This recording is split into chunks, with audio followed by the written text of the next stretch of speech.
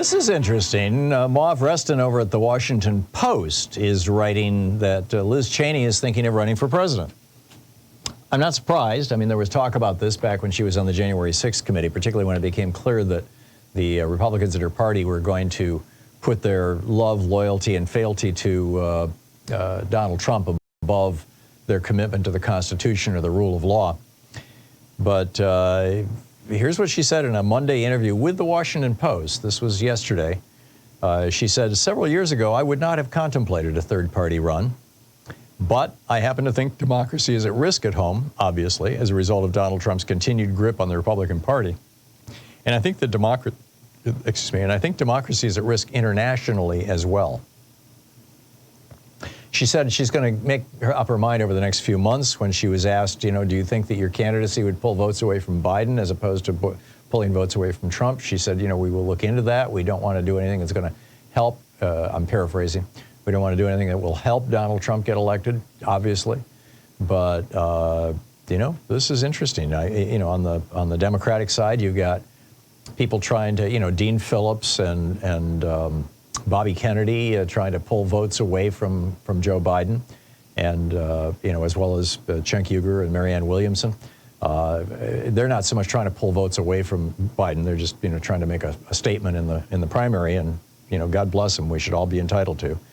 But this I think has the potential to be absolutely fascinating. I mean, she is Republican royalty, or at least her family is. I mean, I'm no fan of them, but you get what I'm saying here. Yesterday, somebody called and said, hey, you know, Liz Cheney's got a new book out, and what do you know about it? What do you think about it? My response was, you know, let's wait 24 hours because the book officially drops on Tuesday, which is today. And, you know, she's going to be doing the major shows, the A-list shows, you know, Monday night and today and tomorrow. And, well, throughout this week, she's going to be doing all kinds of media availabilities.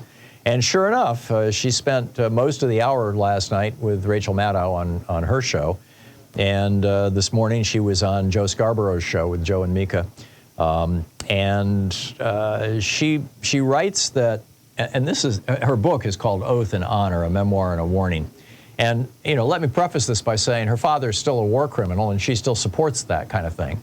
But that said, she also believes in American democracy. She believes that if her side loses, then you know, they need to step back and refine their message, or you know, suppress some more votes or something. But she's not a Trumpy.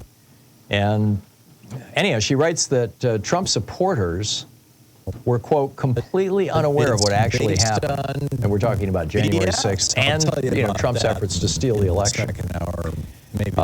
She notes that there was a previously unreported and unreleased Republican Party memo that included, quote, this is from the memo by the lawyer for the GOP, that, quote, President Trump's conduct was a serious act, political in nature, that corrupted or subverted the political process and threatened the order of our political society. And then when McCarthy went down to Florida because Trump wasn't eating, which we all know was BS, McCarthy went down there to kiss his royal behind. There was another memo. This came from McCarthy's chief counsel, the head lawyer to the head Republican. McCarthy was Speaker of the House at the time.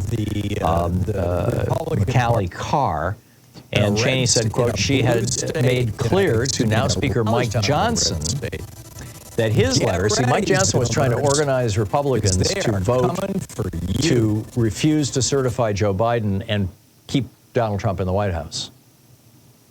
Yeah, I get it. It's criminal activity, but that was Mike Johnson was all up to. And the lawyer said this is criminal activity. The lawyer for the Republicans, for Kevin McCarthy and the Speaker of the House, said, quote, in this letter, the effort he was putting together to get Republicans to support the 2020 election overthrow was, quote, wrong, and that he knew it was, Johnson and McCarthy. She also sent a letter to Johnson himself. He knows he is wrong on the fundamental constitutional principle, and his argument that he has some sort of power to individually determine that a state didn't meet their constitutional obligation, blah, blah, blah, blah, is astonishing.